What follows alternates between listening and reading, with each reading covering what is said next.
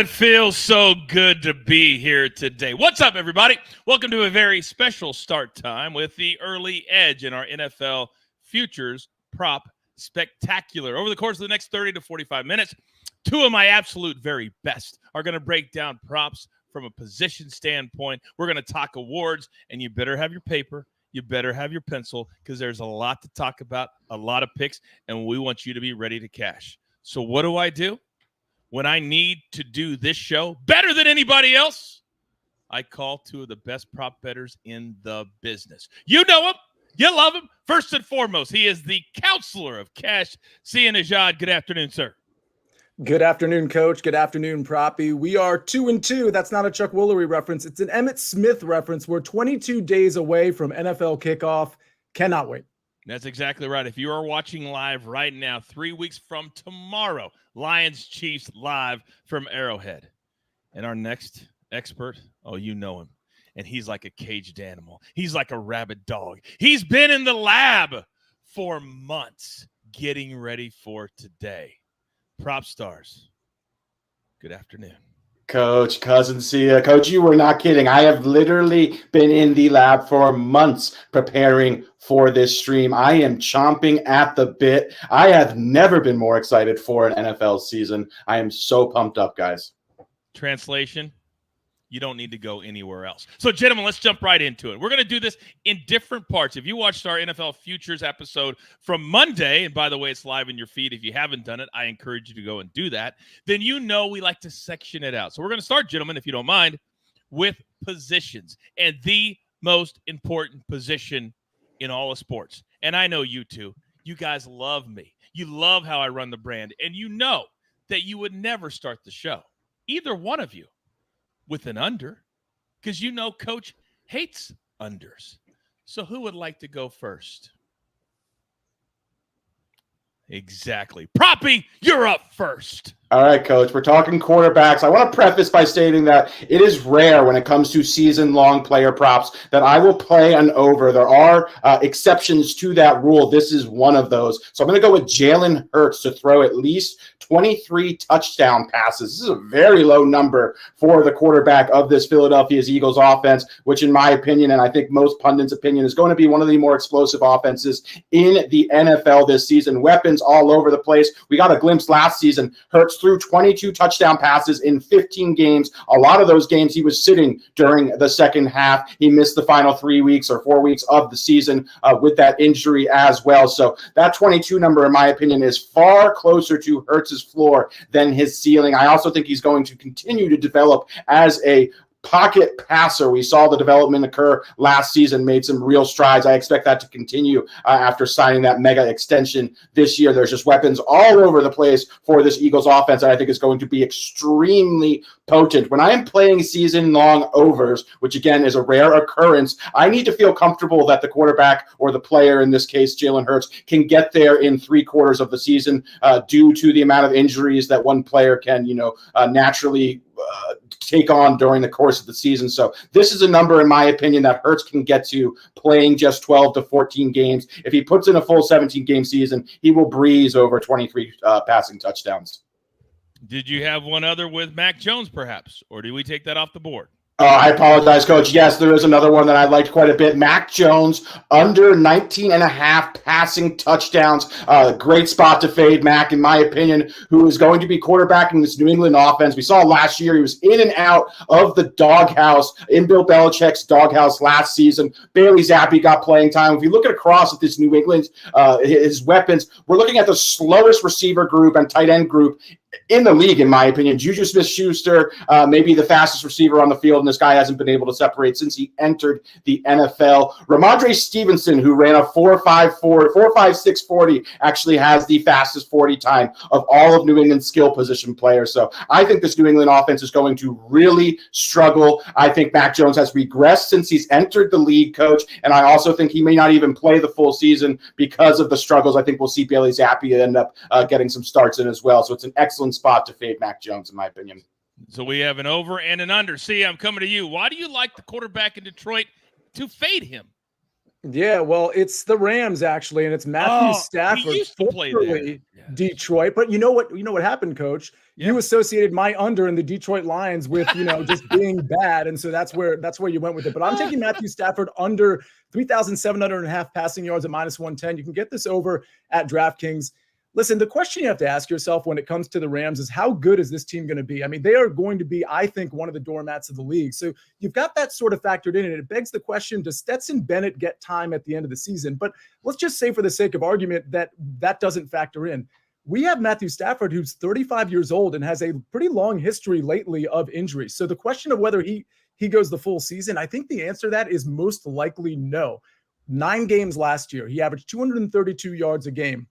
What is that? If you project a 17-game season, what does that project out to? 3,944. So he sort of barely clears it if he plays 17 games. But more likely, we're looking at somewhere, in my opinion, between 10 and 15 games. At 15 games, he's only at 3,480 passing yards. Again, that 15 game, it assumes no injury. I really like Matthew Stafford's under 3,700.5 passing yards. They almost didn't. It didn't seem like they wanted to bring him back this year. So with the injuries as well, he's a little injury prone. I love that under play. All right, let's switch to wide receivers. And Sia, I'm coming right back to you, because when you start to see a wide receiver that now is into a second or third year, they really make a leap. Who do you like here?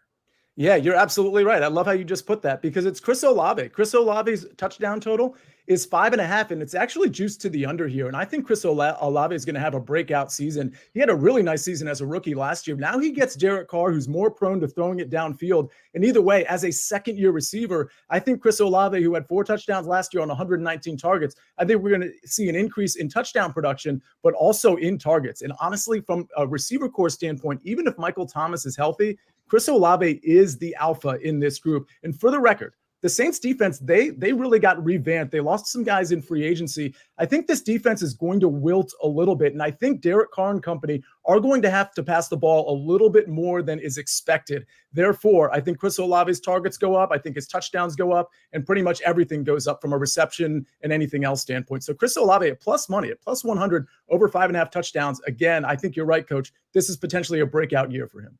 Yeah, it's all about the quarterback throwing it to him as well. Proppy, I'm coming over to you. You like 3 different receivers in this category. Talk to me. I do, Coach. I also love Chris Olave, so really like that pick. I'll have more information on Olave on a pick later. But yeah, we're going to start with Tyreek Hill. I'm going under 1,300 receiving yards. That is just a gargantuan number, even for a receiver of the caliber of Tyreek Hill. For starters, Tyreek Hill can have a great season and still stay under this. He averages 15.4 games played, 1,191 yards. He's been held under this in 5 of 7 seasons that he's played in the NFL. I also really think that he's tied to Tua here. I think if Tua doesn't play, that Tyreek is going to have a hard time. And I believe Tua is 1 concussion away from a potential season-ending injury. There are just so many ways that he can stay under. This is an inflated number coming off of a career year. Really good spot to fade Tyreek Hill here, under 13,500 yards. And now I'm going to go to Cooper Kupp, and I'm going to go under 1,250 yards. A lot of the same principles that I like with fading Tyreek are applicable to Cooper Kupp. He's already dealt with numerous injuries throughout his career. He's only actually eclipsed 1,190 yards twice in his career. He's been held under 1,000 yards in his additional 5 other seasons in the NFL. So honestly, that 1,940-yard season was far closer to an outlier than him not having a lot of production, in my opinion.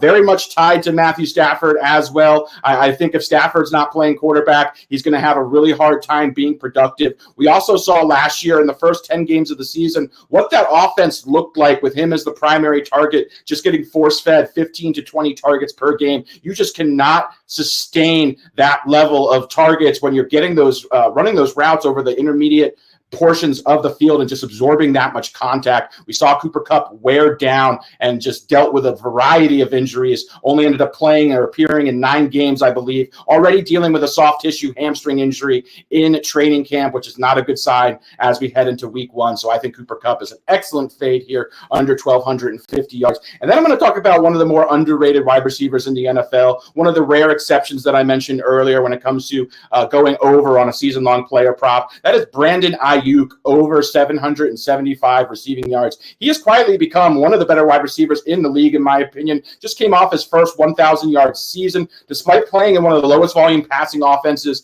in the NFL, with a carousel at quarterback as well. We saw Jimmy G, obviously, Brock Purdy, Trey Lance all throwing to him. So I think with a more stable quarterback in San Francisco, we're really going to see Ayuk ascend as that number one option. In my opinion, he's sort of elevated himself over George Kittle, over Deebo Samuel as the more reliable target. Certainly been a more durable player, which you love to see when you're looking at these season-long player props as well. This number, in my opinion, is way closer to his floor than his ceiling. He has a ceiling of potentially 1,200 yards, 775 yards. He can get within 10 to 12 games, in my opinion. So that's going to be a theme when I'm looking at these season-long numbers. We're talking a lot about their floors and their ceilings. And again, this number is way closer to Ayuk's floor of 775.5 yards. So I'm going over there on the season for him, Coach.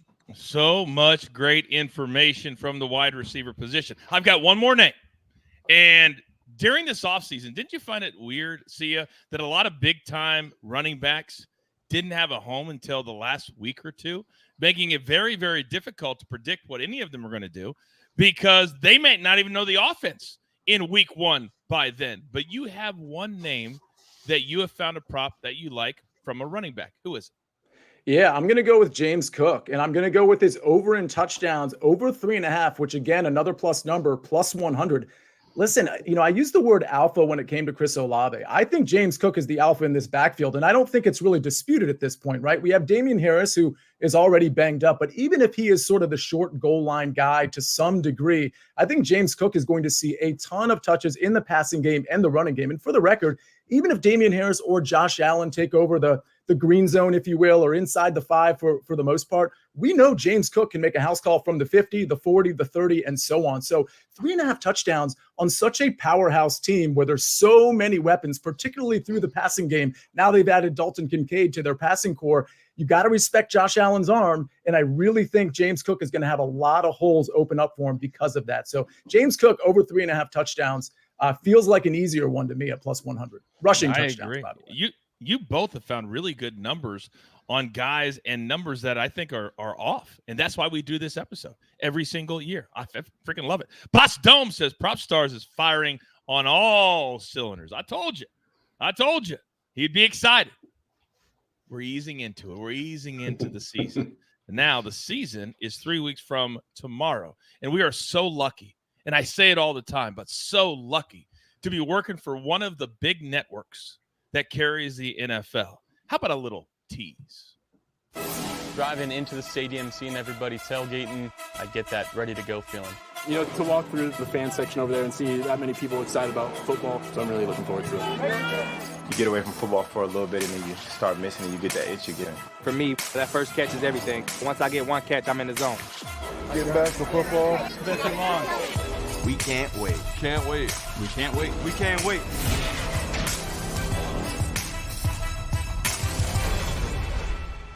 A reminder, every single Friday, we're still deciding on the time, 4 o'clock or 4:30. I think it's going to be 4.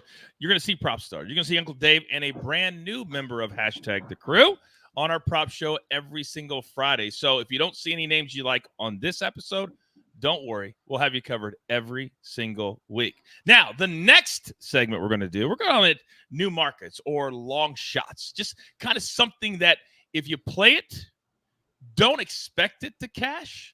But if it does, it'll be pretty nice. Now, see, I'm going to start with you because about 3 minutes ago, PropStarz said Tyreek Hill will go under 1,300 yards. However, you don't seem to think so. Explain yourself.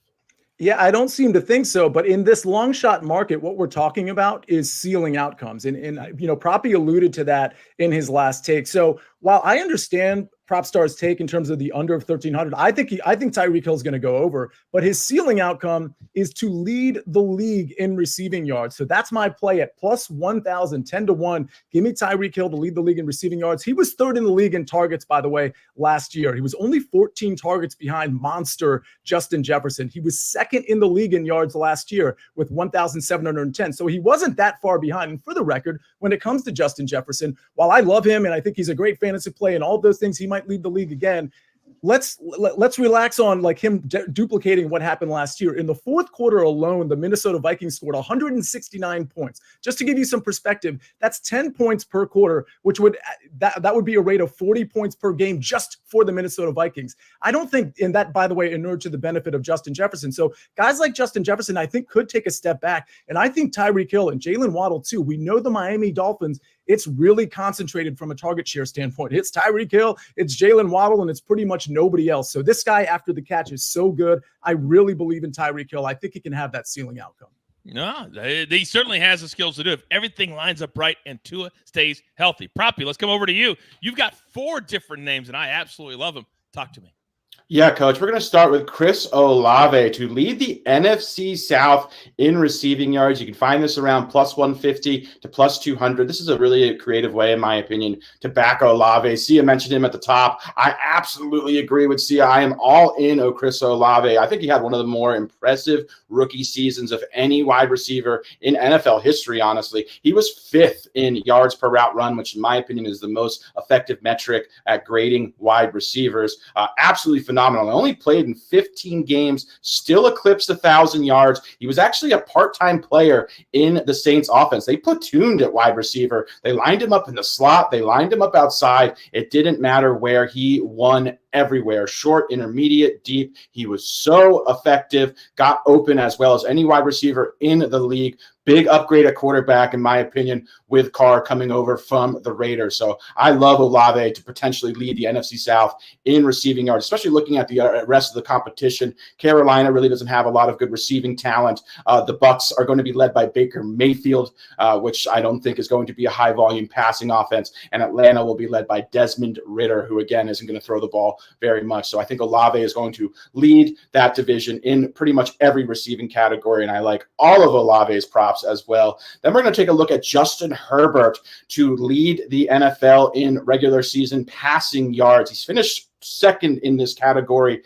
2 consecutive years. I think this Chargers offense is ready to explode. They have weapons everywhere. Drafted the rookie out of TCU, Quentin Johnston, in the 1st round. He's basically a clone of Mike Williams. So you have these 2 huge, big-bodied boundary receivers who both can win in the red zone. You have Keenan Allen going over the middle of the field, one of the best slot receivers in the NFL. Austin Eckler, who is one of the most dynamic weapons as well, and Jarrett Everett, who had a breakout year at tight end. So I think Herbert is going to throw the ball all over the place, and this Chargers offense is going to have to score a lot of points. So I think the defense is going to put them in a lot of high-scoring environments. So love Justin Herbert to potentially lead the NFL in passing yards. You can find that at 6 to 7 to 1. Love those odds. We just talked about Austin Eckler briefly. I'd like him to potentially lead the NFL in rushing touchdowns. You can get this at 14 to 15 to 1 odds, so a great price here. I think this number is suppressed because when you look at Austin Eckler,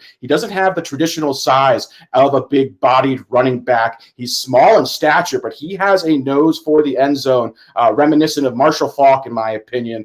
He was 2nd in the NFL in rushing touchdowns last year to Jamal Williams. He finished with the same amount of rushing touchdowns as Derrick Henry. Talked about this Chargers offense upgrading, being healthy. I think it's going to be very explosive, and I really think Eckler is going to be a huge beneficiary of that, and he's going to get a ton of red zone rushing attempts, which he was highly efficient with last season. So I love him to potentially lead the NFL in rushing touchdowns. And then last but not least, I'm going to take a look at Amon-Ra St. Brown to lead the NFL in receptions. You can get this at plus 1,800 or 18 to 1 odds. This is tremendous value, in my opinion. He finished with 106 receptions. That was 5th in the NFL last season. Only Tyreek Hill and Justin Jefferson finished over 110 receptions. So Amon-Ra was very close to being in the mix for this last season. Only had 146 targets as well. If we look at the top 5 guys who finished above Amon-Ra, they had 20 to 30 more targets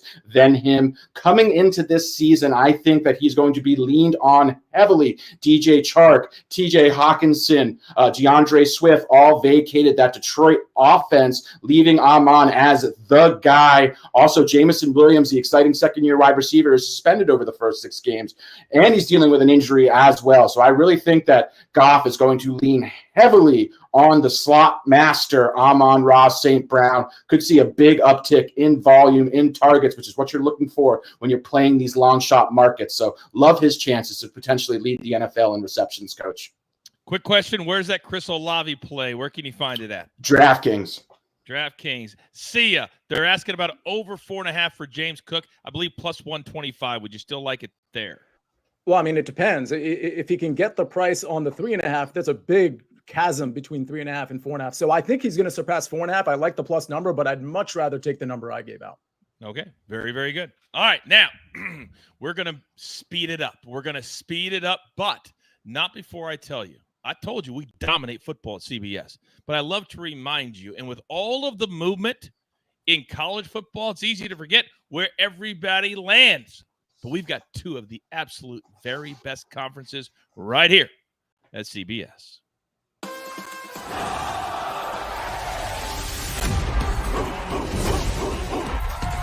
for something. First play of the game to the last play of the game. 1, 2, 3. And we got two of the hottest conferences. This is big-time college ball. They're going to come. We're going to come. Two big boys getting ready to play. Big, the operative word here. And here they come.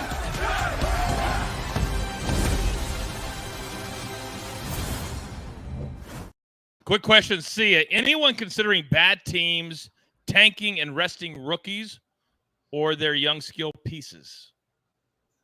No, not really. I mean, if anything, a bad team would probably want to play their young skill pieces and get them primed for year 2. I mean, that doesn't really happen in the NFL. If anything, they're resting veterans, which for the record goes back to my Matthew Stafford play. I think the Rams are going to be so bad this year.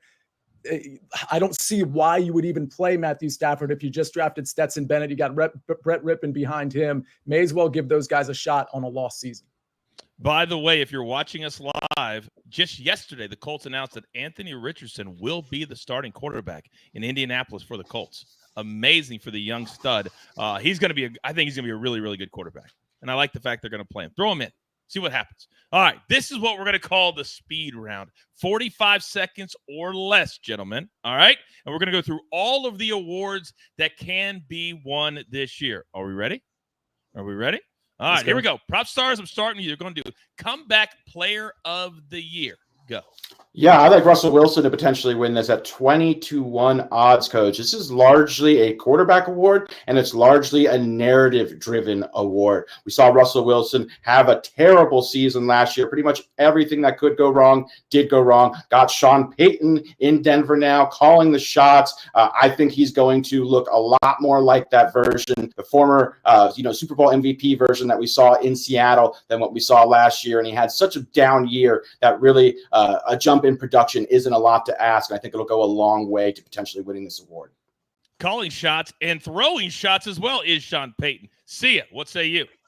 Yeah, I have an official play here, but I want to mention another play on top of the official play. The other play is DeMar Hamlin. I mean, you want a narrative, and boy, oh boy, is that a good narrative at minus 285. Now, am I willing to pay that price, knowing that, DeMar could just have a regular injury or something like that? I probably don't want to play that. So what I'm actually going to play is John Mechie at plus 2,800. Speaking of narratives, oh my gosh, this guy has had to overcome so much. In the SEC championship game 2 years ago, he tore his ACL.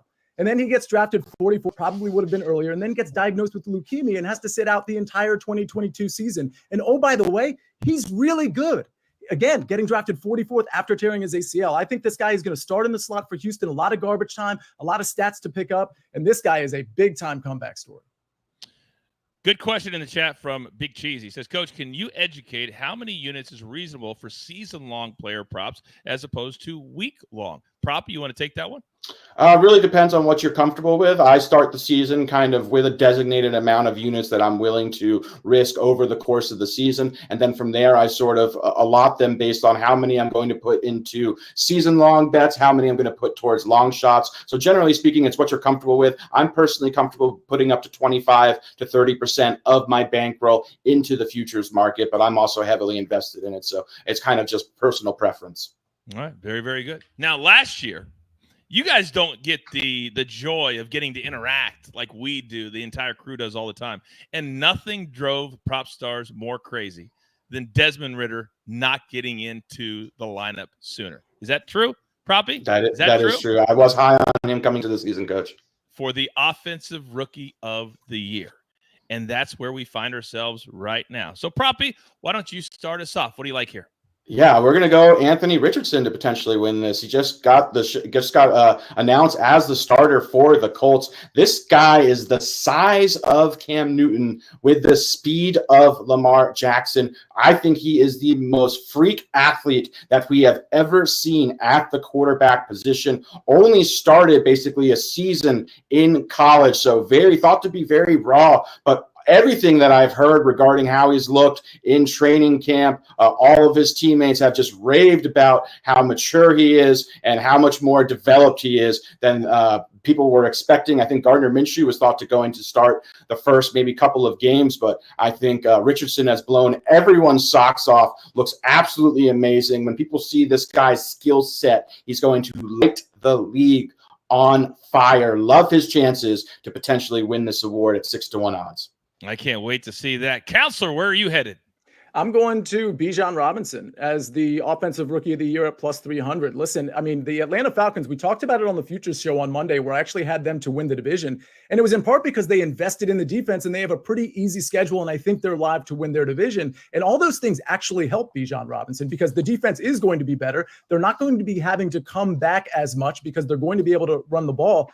And frankly, let's actually look at what happened last year with this running game. Tyler Algier, 5th-round investment. You know how many yards he rushed for? Over 1,000. And by the way, his yards per carry was 4.9. That's only 0.2 behind Nick Chubb, who I absolutely love. What do you think Bijan Robinson is going to do with that system and with that offensive line? I absolutely love it. Give me Bijan Robinson to the moon, plus 300. This dude in college was something else, wasn't he? Boy, he was something else in college. So let's flip the script down. Let's go to the defensive side of the ball. And Sia, I'm going to go right back to you. Who do you like for defensive rookie of the year?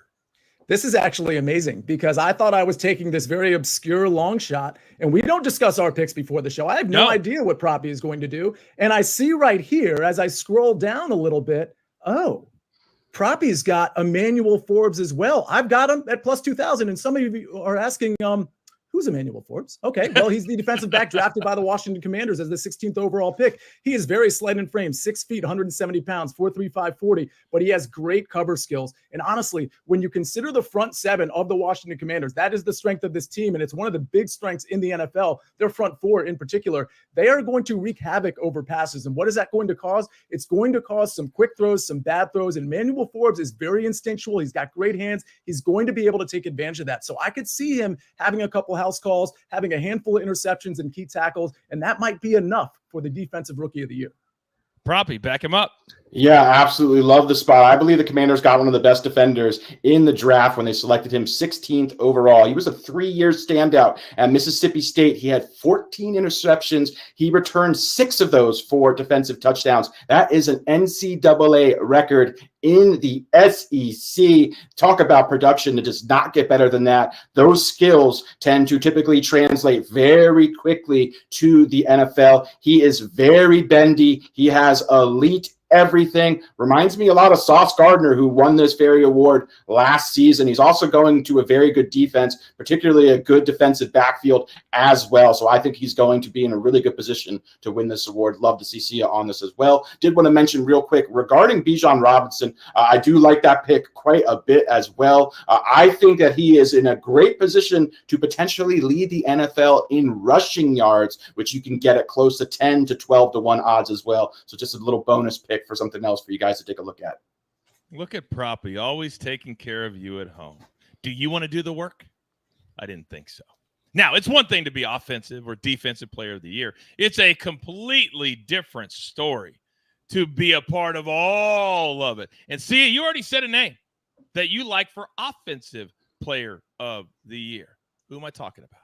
If you all remember the prop show from last year with me, Proppy, Coach, and of course, Uncle Dave, I was taking Nick Chubb props like, again, to the moon. I hate to abuse that phrase, but they kept going up, right? If you recall, some of you were on me, it would be like 87 rushing yard total. Then it would go up to like 91. We kept hitting the over, and he kept hitting it. He averaged 5.1 yards per carry last year, over 1,500 total yards, 302 carries. This guy is going to get the ball, but I think this year it's going to be even better. And the reason is because Deshaun Watson is going to have a full year and a full camp under his belt. Had some games last year, but they also got Elijah Moore. They still have Amari Cooper. They've got David Njoku. You cannot load the box every time against the Cleveland Browns. I think Nick Chubb is one of the best runners in the league. He'll probably catch a few more balls too, but I really like him as Offensive Player of the Year. I could honestly see him sniffing close to 2,000 rushing yards this year. All right, let's flip the script to the defensive side of the ball. And Proppy, I'm going to come to you. Who do you think is going to be collectively the defensive NFL Player of the Year? Yeah, I think Hassan Reddick of the Philadelphia Eagles is a tremendous value coach. You can find this at 25-1 odds. I also like his chances to lead the NFL in sacks, which you can get at 18-1 odds. He had a dominant debut season with the Eagles last year, finished with 16 sacks. That was second in the NFL, only to Nick Bosa's 18.5. The Eagles have a new defensive coordinator. Last year, Jonathan Gannon, who was the defensive coordinator, now the Cardinals head coach, really didn't utilize Hassan Reddick as a pass rusher nearly as much as he should have. If we're looking at all the guys that finished with the top 10 in sacks, Reddick had the fewest pass rush snaps in the league of all those players. So there is a lot of room for him to play a lot more. We know how dominant this Eagles defense looks to potentially be on paper, just studs all over the field. He's going to face a lot of one-on-one matchups that I think he's going to absolutely just get after quarterbacks all year long. I could be the best defense. He could be the best player on what is likely to be one of the best defenses in the league. That often translates to winning the Defensive Player of the Year award. He's an excellent value here, in my opinion, at 25-1 odds. I heard the last name, Bosa. See, I'm coming to you. Yeah, let's go, Joey Bosa. You know, I scrolled and I scrolled and I scrolled, and I finally found Joey Bosa at 45-1. Really like that play. Now, I think the Chargers defense is actually going to be a little bit better than people think, especially if Joey Bosa is healthy. And we know when he's healthy. We've seen it in the NFL and at Ohio State. He is an absolute menace. He forces a lot of turnovers, gets a lot of sacks, has a lot of tackles. And for the record, the Chargers play 6 primetime games. That's tied for the most with the Chiefs, the Buffalo Bills, and the Dallas Cowboys. So I think he's going to be featured. And if this offense is as good as Proppy thinks and is as good as I think, then what's going to happen to opposing teams? They're going to have to pass the ball a lot. That's going to put Bosa in a lot of really advantageous positions to have some strip sacks, to have some sacks, maybe drop back and have some interceptions. I think he is going to wreak havoc on the NFL this year as long as he's healthy. Love the 45-1. And both of these guys, in all likelihood, will be right there at the end. So if you want to have the best numbers, play them before the season. Because probably when you get to week 16 or week 17, they'll be all the way like plus 300 or plus 200, probably neck and neck. Probably neck and neck. All right, we have come to the final pick of the show. And apparently, Counselor didn't watch the award-winning quarterback show on Netflix, which is featured around my quarterback, number 15. But apparently you think someplace outside of Kansas City is going to have the MVP of the league. Who do you have? Well, keeping with the NFC East, I'm glad Terrell Owens made an appearance on the show. That was actually a pretty good impression. That's my quarterback. That's my teammate. Oh, it's beautiful. I love T.O. Hall of Famer for sure. Jalen Hurts is going to be your MVP. Listen, this is really tough because I like the San Francisco 49ers potentially to win the Super Bowl and to win the NFC. I think they really match up well. But when it comes to their quarterback, I don't think Brock Purdy is going to win the MVP. And it just Jalen Hurts. And, you know, Proppy said it at the beginning of the show. He is trending so well. This offense, they are really versatile with their passing game, and I absolutely love it. They pass a lot in the first half, and then they just sort of like rest on the run in the second half. They're so dynamic, and I think Jalen Hurts is going to enjoy the fruits of that. And honestly, when you got arguably the best team, you got a guy that's going to be playing a lot of primetime games, a guy that's already proven, a guy that can do it with his legs and his arm and has a ton of skill position weapons. It's hard for me to go against that unless it's like plus 600, plus 700, like a Pat Mahomes number, but it's plus 1,200. So that I can take. Well, I looked at their schedule because, you know, we're huge on TikTok these days. And I believe the Eagles will win their first 8 games. I think they'll go 8-0 before they even have a test. Now, we all know, Proppy, you're a big-time Eagles fan. How much do you like? I know you don't have a pick here because we don't force anything. For those of you at home, understand, you don't have to force anything. But why do you like Jalen Hurts to have a good year? Yeah, I just think for a lot of the reasons that Sia laid out, he's just in a really good position. We've seen him make strides every single year he's been in the league, huge improvements, has just a plethora of dynamic weapons all over the place. He's playing on arguably the best team in the NFL and a lot of primetime positions. Those are all the boxes that you look for when looking at potential MVPs. If he has a good year and the Eagles finish, 13-4, he's going to have a great chance to win this award. I think he would have probably won the award last year had he not gotten hurt at the end of the season as well. Mm-hmm. I have a feeling we're going to be saying Jalen Hurts. Well, we probably won't, because when you're trying to get into the club, he's never going to be north of plus 1,000. But if he is, who can send that email in first is what I'm saying. That's what I'm saying. Now, many of you, one other little nugget before my guys close the show, that for futures, here's what you need to do. Make the bet and never look at it again, because it will drive you absolutely insane to look at your queue every single day. Just make it, forget about it. And then we'll remind you when we get to December. Now, you guys know I like to close every one of our shows, specialty shows, asking my guys what the number one most important thing they're looking forward to is. In the prop market, Sia, what is it for you? Yeah, I'm looking for some of these running backs, who have been really kind of cast aside from a salary standpoint and kind of been deemed irrelevant. I'm looking for some of these guys to really shine. I'm looking for Nick Chubb, for example. When it comes to that offensive player of the year, I do think from a narrative standpoint, maybe some of the writers or whoever votes on that is going to want to give it to a running back because of what sort of happened to the position. So Bijan Robinson, Nick Chubb, Saquon Barkley, I'm really intrigued by how they help their teams, how they help their offenses, and how far they get into the playoffs, because I think running backs matter. Proppy, what about you? Yeah, I've noticed that there's been somewhat of a paradigm shift in the season-long player prop market, Coach.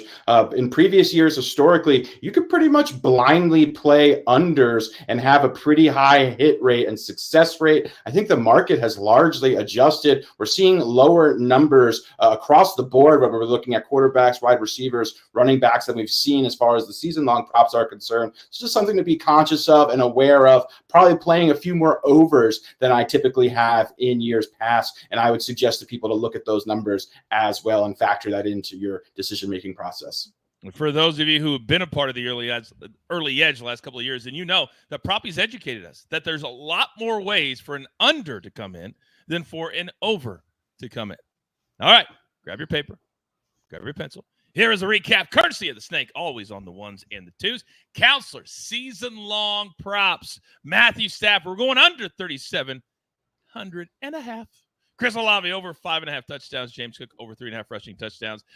Big difference between 3.5 and 4.5. Be very, very careful. Then Tyreek Hill, the most receiving yards in the entire league at plus 1,000. Then over with PropStarz, Jalen Hurts over 22.5. Mac Jones, let's go under 19.5 touchdowns. Tyreek Hill under. Theoretically, both could hit for Sia and PropStarz. Probably won't, because you'll probably see a 16 or a 1,700 lead the league, but they could. Cooper Kupp, he's dynamic, under 1,250. Maybe they're starting to figure him out. Maybe they'll double team him. Brandon Ayuk over 775.5 receiving yards. Then new Marcus, long shots. Chris Olave to lead the NFC South. Just the division in receiving yards. Love that. Justin Herbert, most regular season passing yards. Austin Eckler, he is a touchdown machine. And if we ever play him at plus 1,000, it's a lie. And you know what I'm talking about, Proppy. And Amon-Ra St. Brown, lead the NFL in receptions at plus 1,800. Then the awards, futures, comeback player of the year, DeMar Hamlin. Well, I mean, at minus 285, if he's even on the field, how does he not win it? But John Mechie is probably the one you want to play if you really want to win it. Offensive Rookie of the Year, Bijan Robinson. Emmanuel Forbes, defensive, offensive, Nick Chubb. Defensive Player of the Year, Joey Bosa. And most valuable player, Jalen Hurts. PropStarz, his comeback player of the year, Russell Wilson. New head coach, no more entourage. He's got to be a part of the team. And then Offensive Rookie of the Year, Anthony Richardson of the Colts. He'll be the starter. And Defensive Rookie of the Year, Emmanuel Forbes, plus 2,000. And Defensive Player of the Year, Hassan Reddick. I believe one of my two guys has the winner. I don't know who's it going to be, Joey or Hassan, but it'll be fun to watch this throughout the year. Do not forget, if you are watching us live right now, we'll be live tomorrow, Thursday, with our exotics. And you know EC is going to be a part of that episode. But if you've missed any of it, you haven't watched the early wedge, in your feed on this channel right now. You never want to miss one single second of our content. Turn on your notifications. And as soon as we start a show, ding, there you have it. And we appreciate all of you. We know this is the middle of the day, but you find us, and it means the world to us. So with all that being said, and Brock, don't think I didn't see what Big Cheesy wrote, because I did. There's only one thing left to do, and I believe you all know what that is. Chiefs repeat. You've got your marching orders. Let's take all of these player prop futures straight to the pay window. For my entire crew, Lomo, Counselor, Proppy, Snake, always doing the work behind the scenes. I am simply the coach, trying to keep this train on said track. We grind for you so we can win with you. Oh, I love the NFL. It's what we're all about. Have a great day from the Early Edge. Good luck.